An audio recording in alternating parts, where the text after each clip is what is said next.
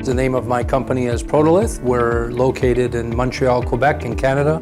Our company specializes in the folding carton industry. We serve markets such as pharmaceutical, cosmetic, food, and commercial packaging.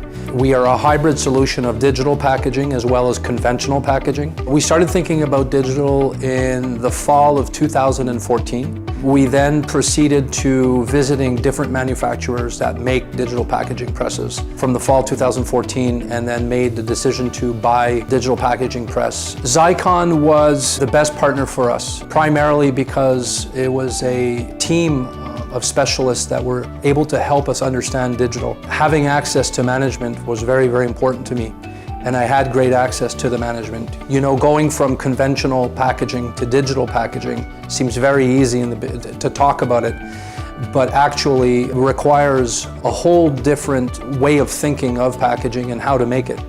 And Xeikon offered us the best flexibility, the best knowledge, and the best support through this process of qualifying the machine that we needed for us, as well as installing it, making sure that it ran well, and following up with it. So Xeikon was hands down the best partner, and we're very satisfied of that relationship with Xeikon.